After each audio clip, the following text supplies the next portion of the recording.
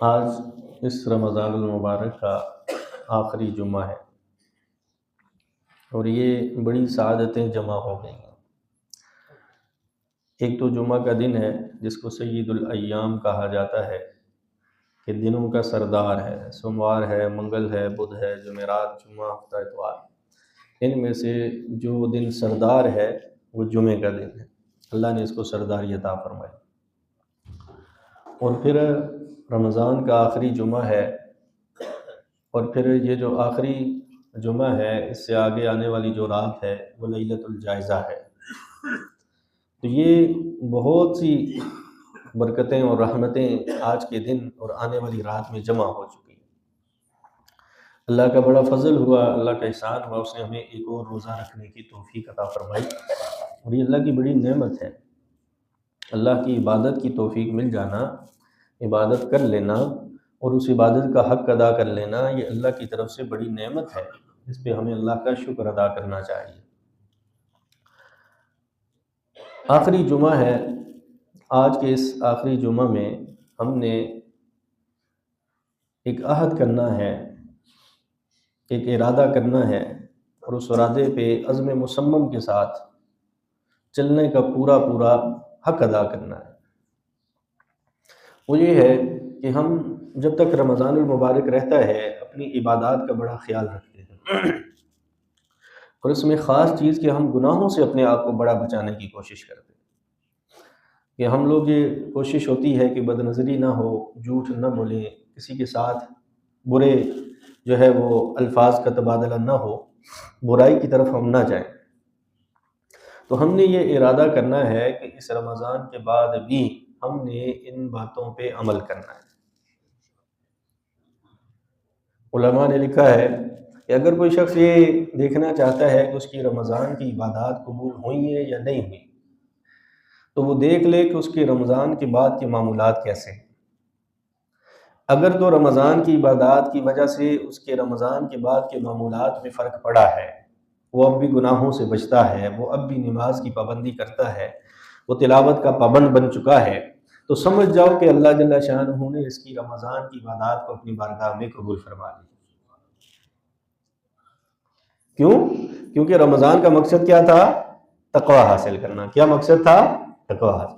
تو اگر تقوی حاصل ہو گیا تو پھر رمضان کے بعد وہ اس تقوی کا خیال رکھے گا، وہ نمازوں کی پابندی کرے گا، قرآن کی تلاوت کرے گا، اپنی آنکھوں کی، اپنی زبان کی، اپنے ہاتھوں کی حفاظت کرے گا، کہیں مجھ سے کوئی گناہ نہ ہو جائے۔ اور اگر رمضان کے بعد اس نے یہی سمجھا کہ جیسے اللہ نے شیاطین کو جکڑا ہوا تھا اور ان کو چھوڑ دیا، اور ایسے ہی سمجھے کہ میں بھی ایک قسم کا، اللہ نے مجھے اب چھوڑ دیا، اب آزاد کر دیا، میں جو مرضی چاہوں کروں، اور بے حیائی اور برائی اور جھوٹ اور گالم گلوچ اور رشوت اور وہ ساری چیزیں اس نے دوبارہ شروع کر دی، تو اس کا پھر رمضان میں بھوکے پیاسے رہنے کا کوئی بھی فائدہ نہیں۔ صرف اور صرف یہ بھوکا رہا ہے، پیاسا رہا ہے، اللہ جل شانہ نے اس کے روزے کی کوئی قدر نہیں فرمائی، کوئی قبول نہیں فرمائی۔ تو اس لیے ہم نے یہ ارادہ کرنا ہے کہ ہم نے رمضان کے بعد رمضان کے معمولات کو جاری رکھنا ہے، کوشش کریں گے نا انشاءاللہ۔ ایک ہوتا ہے عارضی روزہ اور ایک ہے مستقل روزہ۔ عارضی روزہ کیا ہے؟ وہ یہ ہے کہ ہم کھاتے تھے، پیتے تھے، اللہ نے کھانا بھی حلال قرار دیا، اللہ نے پینا بھی حلال قرار دیا، نکاح کے بعد اپنی بیوی کے پاس جانا بھی اللہ نے جائز قرار دیا، لیکن اللہ نے ہمیں عارضی روزہ رکھوا دیا کہ سیب کھانا، فروٹ چاٹ کھانا، دہی بلے کھانا، پکوڑے کھانا، مٹن کھانا، بیف کھانا، بریانی کھانا جائز ہے، لیکن تم نے یہ چیزیں نہیں کھانی، روزہ رکھنا۔ یہ کیا ہے؟ عارضی روزہ ہے، ایک صبح سے لے کر شام تک۔ اور میں بیوی تمہارے لیے حلال ہے، لیکن عارضی روزہ رکھ لو، تم نے اپنی بیوی کے پاس نہیں جانا۔ یہ ہے عارضی روزہ جو اللہ جل شانہ سال بعد 30 دن کے لیے ہمیں یہ رکھواتے ہیں، ہمیں حکم دیا جاتا ہے، اور اس کا مقصد یہ ہوتا ہے کہ ہم آگے آنے والے 11 مہینوں میں جو مستقل روزہ ہے اس کا ہم خیال رکھیں۔ ہم عارضی روزے کا تو بڑا خیال رکھتے ہیں، اور رکھنا بھی چاہیے، کیونکہ یہی بنیاد بنتا ہے تقویٰ کے حصول کا۔ کہ جو ہماری 11 مہینے کی زندگی چل رہی ہوتی ہے، جس میں ہم جہاں دیکھا نظر اٹھا لی، جہاں دیکھا 2-4 پیسے رشوت کے پکڑ لیے، جہاں دیکھا کسی کو گالم گلوچ کر دی، کسی کے بارے میں پروپیگنڈا کر دیا، کسی پہ بہتان لگا لیا، کسی کی غیبت کر لی، وہ جو ہماری زبان بے دڑک چل رہی ہوتی ہے، وہ جو ہماری آنکھیں اللہ کے خوف سے اور اللہ کے نور سے اور اللہ کی معرفت سے خالی ہو چکی ہوتی ہے گناہوں کی وجہ سے، وہ جو ہماری زبان تاثیر سے خالی ہو چکی ہوتی ہے گناہوں کی وجہ سے، اللہ جل شانہ یہ عارضی روزہ رکھوا کر ہمیں یہ سمجھاتے ہیں کہ بے دھڑک نہ بولا کرو، بے دھڑک گناہوں کی طرف نہ جایا کرو۔ جیسے تمہارے سامنے فریج میں، تمہارے بالکل قریب میں، تمہاری الماری میں، تمہارے پڑوس میں ڈرائی فروٹ بھی پڑے ہیں، فروٹ بھی پڑا ہے، روٹی بھی پڑی ہے، کھانا بھی پڑا ہے، پانی بھی پڑا ہے، جوس بھی پڑے، لیکن تم میرے ڈر اور خوف کی وجہ سے وہ فروٹ بھی نہیں کھاتے، وہ پانی بھی نہیں پیتے، وہ بیوی کے پاس بھی نہیں جاتے۔ اللہ کہتے ہیں میرے بندو رمضان کے بعد ایسے ہی رشوت کے پاس بھی نہ جائے، رمضان کے بعد مستقل روزہ ہے، مستقل روزہ ہے، مستقل روزہ ہے، وہ 11 مہینے کا مستقل مسلسل تسلسل کے ساتھ روزہ ہے۔ اللہ نے آپ کو یہ جو جسم دیا، اس کی جو قوتیں ہیں، دیکھنے کی قوت ہے، ذرا غور تو کرو، اس آنکھ کو میں نے کیسا بنایا، کیسا اللہ نے بنایا، یہ آنکھ ہماری کیسے اٹھتی ہے اوپر اور پلک پھر نیچے آ جاتی ہے اور آنکھ بند ہو جاتی ہے۔ ذرا سی خطرے کی بات ہو، ذرا سی خطرے کی بات ہو کہ آنکھ میں کوئی چیز چلی جائے گی، ہماری آنکھ فوراً سے پہلے فوراً خود بخود بند ہو جاتی ہے۔ ہوتا ہے کہ نہیں ہوتا؟ اگر اللہ نے یہ آٹو سسٹم نہ لگایا ہوتا اور ہمیں خود یہ پلکیں اوپر کرنی پڑتی، نیچے کرنی پڑتی، ایک دن میں کتنی مرتبہ ہمیں آنکھ بند کرنی پڑتی ہے، کھولنی پڑتی ہے۔ اسی پہ غور کر لیں۔ اللہ اس بات پہ بھی قادر ہے کہ ہماری آنکھ دوبارہ نہ کھل سکے، اللہ اس بات پہ بھی قادر ہے کہ ہمارے اس بول کے بعد دوبارہ ہماری زبان آواز نہ نکال سکے، لیکن وہ ہمارے گناہوں کے باوجود ہمیں پھر بھی بولنے کی قوت عطا فرماتا ہے، وہ ہمارے گناہوں کے باوجود بھی ہماری آنکھوں کی بینائی نہیں چھینتا۔ اس نے قیامت کا دن مقرر کیا، وہاں وہ حساب کتاب لے گا۔ تو ہم نے عارضی روزے کا جہاں اتنا خیال رکھا، وہاں اس رمضان کے بعد جو مستقل روزہ ہے، آنکھ، کان، زبان، ہاتھ، ان 4 چیزوں پہ ہم نے کنٹرول کرنا ہے۔ جیسے رمضان میں ہم نے خیال رکھا عارضی روزے کا، رمضان کے بعد ہم نے مستقل روزے کا بھی خیال رکھنا ہے۔ ہماری مثال جو ہے وہ اللہ نے قرآن میں دی ہے، قرآن میں دی ہے، سورہ نحل ہے، اور اللہ جل شانہ نے ایک عورت کی مثال بیان کی ہے۔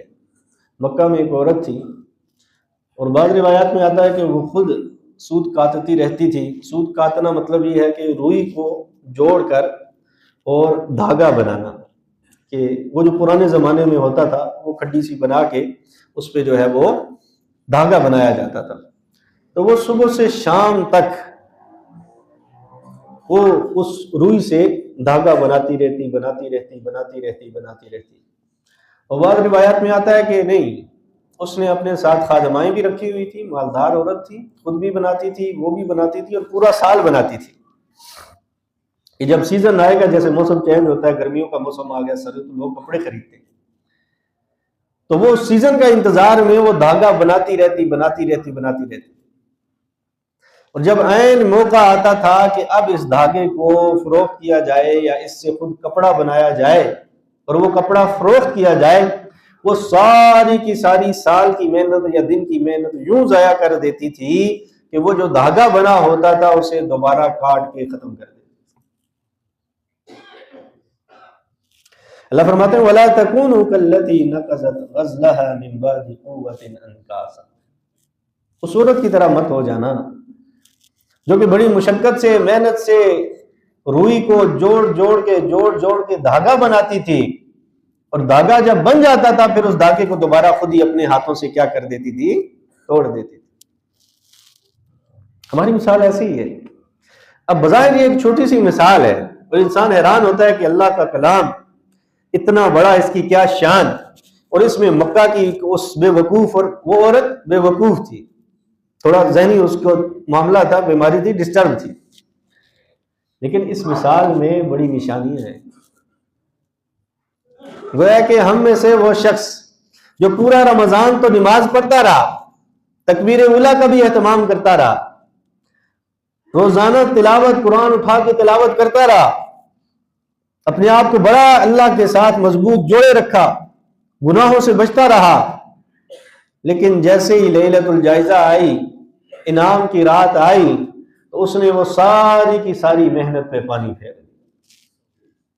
جیسے اس عورت نے سود کاٹنے کے بعد، دھاگا بنانے کے بعد اس دھاگے کو اپنے ہاتھوں سے توڑ دیا، میں نے اور آپ نے چاند رات آنے کے وقت، چاند رات کو، عید سے پہلی رات کو خود ہی اپنے رمضان میں کیے ہوئے سارے کے سارے اعمال کو برباد کر دیا۔ تو اللہ نے قرآن میں جو مثال دی ہے، اس پہ میں اور آپ بالکل فٹ بیٹھتے ہیں۔ کیا فائدہ رمضان کی اس مشقت کا، محنت کا، بھوکے پیاسے رہنے کا، نمازوں کے اہتمام کا؟ اس کا مقصد یہی ہے کہ میں اور آپ رمضان کے بعد ان چیزوں کو کیری آن رکھیں، جاری رکھیں، یہ معمولات ہمارے باقی رہیں۔ یہ اصل رمضان کا مقصد ہے، اور یہی بندہ عید کا مستحق ہے، خوشی کا مستحق ہے۔ اسی بندے کو اصل میں عید کی خوشیاں ملنی۔ اس لیے ہم پکا ارادہ کریں کہ ہم خصوصاً یہ جو 3 کام رمضان میں کرتے ہیں نا، ایک ہم نماز بڑے اہتمام سے کرتے ہیں، آؤ عصر کی نماز میں، مغرب کی نماز میں، وہ مسجد کی، ہماری مسجد کتنا بڑا حال ہے ماشاءاللہ، مسجد کے حال سے باہر بھی نمازی ہوتے تھے۔ کسی سے بھی پوچھ لو، کوئی کہے گا میں نے 4 قرآن ختم کیے، کوئی 5، کوئی 2، کم از کم ایک تو ہر شخص کہے گا کہ میں نے قرآن کریم ختم کیے۔ یہ نماز کی پابندی اور یہ قرآن کی تلاوت، ہم پکا ارادہ کریں کہ رمضان کے بعد ان 2 چیزوں کو ہم نے مرنے تک، مرتے دم تک، موت کے فرشتوں کو دیکھتے وقت تک ہم نے ان 2 چیزوں کو انشاءاللہ نہیں چھوڑنا۔ ان 2 چیزوں کو ہم نے نہیں چھوڑنا ہے۔ ہم کیا کرتے ہیں؟ ہم رمضان میں عبادت کرتے ہیں، اور رمضان کے بعد اس عبادت کو کیا کر دیتے ہیں جی؟ خود ہی ضائع کر دیتے ہیں۔ ہمارے ہاں تلاوت کا تو معمول ہی نہیں ہے، تلاوت کا تو معمول ہی نہیں ہے۔ کسی سے بھی پوچھ لیں، کسی پڑھے لکھے بڑا کو فلاسفر ہو، وہ دین کی بڑی باتیں بھی کرتا ہو، آپ کو دعوت و تبلیغ بھی کرتا ہو، فلاں اور تحریک اور فلاں اور یہ اور وہ، اسلام کو اتنا نقصان ہو گیا، لیکن وہ اگر اپنی ذات کا جائزہ لے تو اس سے پوچھیں تو شاید ہفتہ ہفتہ، مہینہ مہینہ وہ قرآن کو اٹھاتا بھی نہ ہو۔ تو قرآن کی تلاوت یہ تو اس روح کی سب سے بڑی غذا ہے۔ جیسے ہم کہتے ہیں نا، جسم کے لیے پانی بڑا ضروری ہے، ڈی ہائیڈریشن ہو جائے، روزہ رکھا ہوا ہے، پانی کی کمی ہو جائے تو بڑا مشکل ہو جاتا ہے، پانی کے بغیر زندگی کوئی نہیں۔ تو یہ جو قرآن کی تلاوت ہے، یہ تو اس روح کی ایسی غذا ہے جس کے بغیر یہ روح کیا ہے؟ ناکارہ ہے، ختم ہے، کوئی اللہ کے ہاں اس کا کوئی مقام اور مرتبہ نہیں ہے۔ قرآن کی تلاوت ایسے ہی ہے، جیسے ہمارے جسم کے لیے پانی کی ضرورت ہے، ایسے ہماری روح کے لیے قرآن کی تلاوت کی ضرورت ہے۔ بھئی اللہ کا کلام ہے، کما یلیق بشان ہی، اس نے یہ کلام فرمایا ہے۔ ہم اپنے بزرگوں کی باتیں تو بڑی یاد رکھتے ہیں، فلاں شخص نے یہ کہا تھا، قائد اعظم نے یہ فرمایا تھا، علامہ اقبال نے یہ فرمایا تھا، فلاں فلاسفر نے یہ کہا تھا۔ بھئی یہ اللہ نے کہا ہے، یہ کلام کس نے کہا ہے؟ اللہ نے کہا ہے، کما یلیق بشان، اپنی شان کے مطابق۔ تو قرآن کی تلاوت یہ بہت زیادہ ضروری اور اہم چیز ہے۔ ہم دیکھتے ہیں نا کہ ہمیں عبادات میں دل نہیں لگتا، اور اکثر یہ گلہ بھی کرتے ہیں، آتے ہیں جی مفتی صاحب ہمارا نماز میں دل نہیں لگتا، ہمارا اچھے کام کرنے میں دل نہیں لگتا، ہم برائی کی طرف جاتے ہیں، ہم زیادہ بے حیائی کی طرف جاتے ہیں، بے حیائی میں ہمارا بڑا دل لگتا ہے، برائی میں ہمارا بڑا دل لگتا ہے، لیکن اچھے کاموں میں ہمارا دل نہیں لگتا۔ تو یاد رکھیں، جیسے یہ جسم بیمار ہوتا ہے، ایسے ہی روح بھی بیمار ہوتی ہے، روح بھی بیمار ہوتی ہے۔ اب بڑا اچھا بہترین قسم کا مٹن تیار کریں، گوشت تیار کریں اور کسی مریض بندے سے جا کے کہیں کہ بھئی یہ کھا لو، تو وہ کیا کہے گا؟ وہ کہے گا باوجود اس کے کہ یہ مٹن بڑا زبردست بنا ہے، میرے گلے میں کڑواہٹ ہے، یہ مجھے اچھا نہیں لگتا۔ تو آپ زردہ دے دیں اسے، وہ کہے گا میرے گلے میں کڑواہٹ ہے، میرے گلے میں کڑواہٹ ہے، مجھے یہ زردہ میٹھا نہیں لگ رہا۔ جس شخص کی روح بیمار ہو اسے نماز ایسے ہی لگتی ہے جیسے گلے میں کڑواہٹ ہے، اسے تلاوت ایسے ہی لگتی ہے جیسے گلے میں کڑواہٹ ہے۔ وہ یہ کام نہیں کر سکتا، وہ 10 منٹ قرآن کی صحبت میں، قرآن کی محبت میں قرآن کھول کے نہیں بیٹھ پاتا، کیونکہ اس کی روح بیمار ہے۔ اس کے لیے علاج کرنا پڑے گا، علاج کرنا پڑے گا۔ اللہ کے نبی صلی اللہ علیہ وسلم نے ارشاد فرمایا کہ جیسے لوہے کو زنگ لگتا ہے، لوہے کو زنگ لگتا ہے، فرمایا دل کو بھی زنگ لگ جاتا ہے، تمہاری روح کو بھی زنگ لگ جاتا ہے۔ صحابہ نے کہا حضور دل کو کیسے زنگ لگ جاتا ہے، اس کا علاج کیا ہے؟ نبی کریم صلی اللہ علیہ وسلم نے ارشاد فرمایا کثرت سے استغفار کرنا اور قرآن کی تلاوت کرنا۔ ہم کثرت سے استغفار کریں اور روزانہ 1 گھنٹہ، کتنا بولو نا یار، کتنا صرف 1 ہفتہ ٹرائی کر کے دیکھیں۔ 1 گھنٹہ آپ پکا ارادہ کریں کہ ہم نے قرآن کے ساتھ بیٹھنا ہے۔ پڑھنا آتا ہے نہیں آتا ہے وہ تو سیکھیں، انشاءاللہ ہم آگے پوسٹ کروائیں گے۔ پڑھنا آتا ہے نہیں آتا ہے تلاوت کریں، تلاوت کرنے سے دل اکتا گیا ہے اس کا ترجمہ پڑھیں، ترجمے سے دل اکتا گیا ہے کچھ تفسیر کھول کے دیکھیں، آسان ترجمہ قرآن مفتی تقی عثمانی صاحب کا لیں اور وہ پڑھیں۔ کسی 1 گھنٹہ اس قرآن کی صحبت میں بیٹھیں۔ جیسے فیس بک کے پاس بیٹھتے ہیں، یوٹیوب کے پاس بیٹھتے ہیں، ٹک ٹاک کے پاس بیٹھتے ہیں، بازار میں دوستوں یاروں کے پاس بیٹھتے ہیں، دکانوں میں اپنے دوستوں کے پاس بیٹھتے ہیں، ماں باپ کے پاس بیٹھتے ہیں، بیوی بچوں کے پاس بیٹھتے ہیں۔ 1 ہفتے کا میرا یہ کیا کہتے ہیں کہ التجا سن لیں کہ آپ اس قرآن کے پاس بیٹھ لیں۔ اگر آپ کا دل قرآن میں نہ لگے، اگر آپ کا دل نماز میں نہ لگے، اس کے بعد اگر آپ کا دل اللہ کی محبت سے سرشار نہ ہو جائے، آپ آ کے مجھ سے سوال۔ یہ قرآن اللہ کا کلام ہے، اللہ کی ذات بڑی غنی ہے۔ اللہ کی ذات کیا ہے؟ غنی ہے، بے پرواہ ہے، اللہ کو کسی چیز کی ضرورت نہیں ہے۔ جو شخص اس قرآن سے اعراض کرتا ہے، اللہ کے ذکر سے اعراض کرتا ہے، اللہ فرماتا ہے میں اس پہ شیطان مسلط کر دیتا کہ بندہ ایمان لے آئے تو اس کے بعد اس کا قرآن سے تعلق ایسے ہی ہے جیسے جسم کا روح سے تعلق ہے۔ قرآن اور ایمان ایسے ہی جیسے جسم اور روح ہے۔ قرآن نہیں پڑھا جائے گا تو ایمان کی وہ کیفیات باقی نہیں رہیں گی۔ جیسے روح کے بغیر جسم کوئی نہیں، ایسے ہی قرآن کی تلاوت کے بعد ایمان کوئی نہیں۔ ایمان کمزور ہو جاتا ہے، ایمان میں نفاق آ جاتا ہے، دنیا کی محبت غالب آ جاتی ہے۔ اس لیے قرآن کی تلاوت زیادہ سے زیادہ کرنے کی کوشش کریں گے نا انشاءاللہ۔ دوسرا کام نماز۔ اللہ کے نبی صلی اللہ علیہ وسلم نے صحابہ کرام سے ارشاد فرمایا کہ نماز کی مثال ایسے ہے جیسے کسی شخص کے گھر کے باہر نہر جاری ہو اور وہ شخص 5 مرتبہ اس نہر سے غسل کرے، وضو کرے، یعنی اپنے ہاتھ منہ کو دھو لے، تو فرمایا کیا اس کے جسم پہ کوئی میل کچیل باقی رہے گی؟ صحابہ نے فرمایا نہیں حضور، اس کے جسم پہ کوئی میل کچیل باقی نہیں رہے گی۔ حضور نے فرمایا نماز کی مثال بھی ایسی ہے۔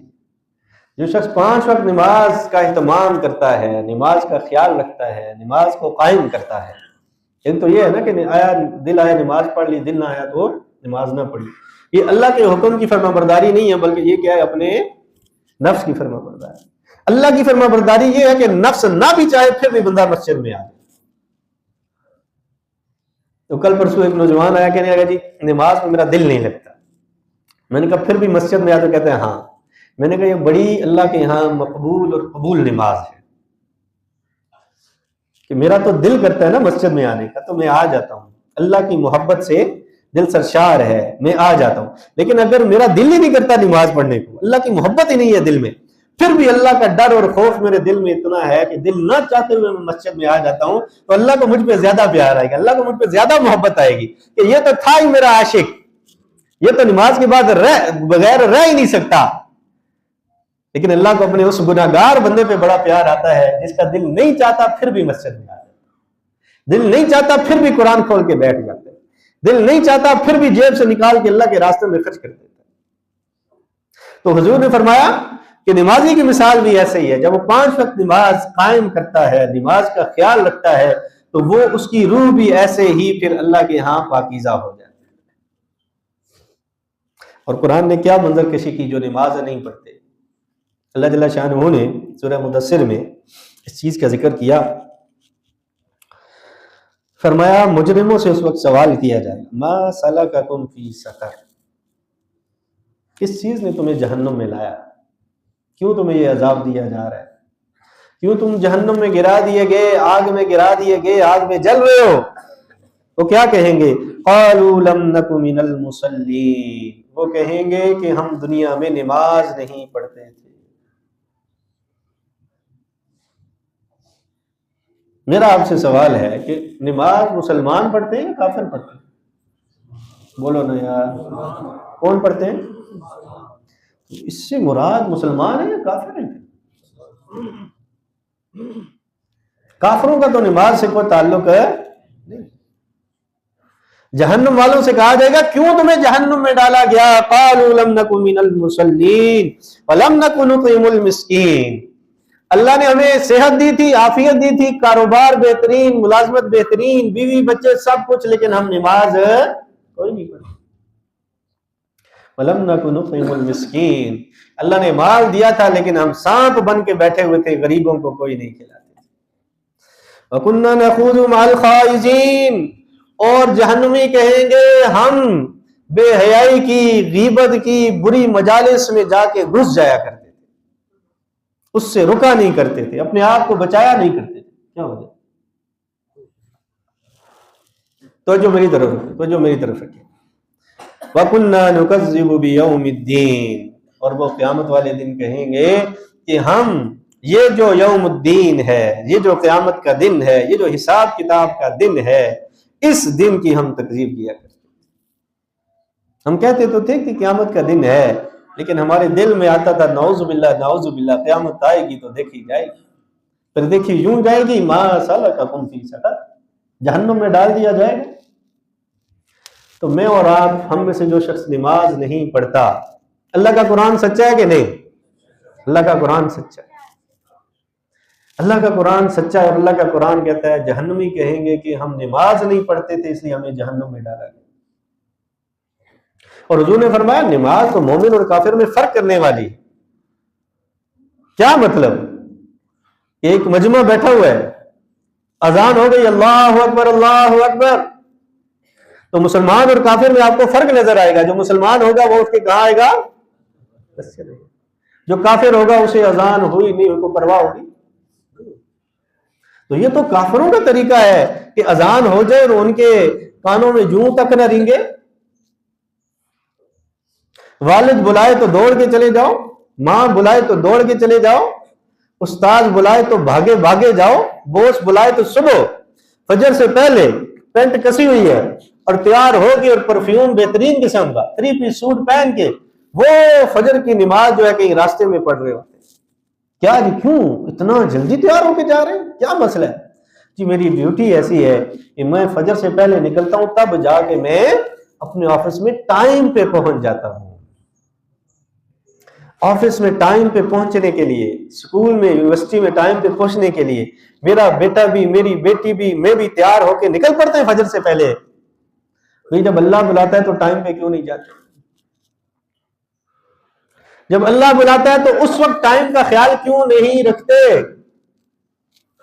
یہ سوال آج لے کر آپ نے آج رات کو سونا ہے، تاکہ رمضان کے بعد بھی ہم لوگ ان چیزوں کا خیال رکھیں۔ یہ جو آج کی رات ہے یہ لیلۃ الجائزہ ہے۔ کیا ہے؟ لیلۃ الجائزہ ہے۔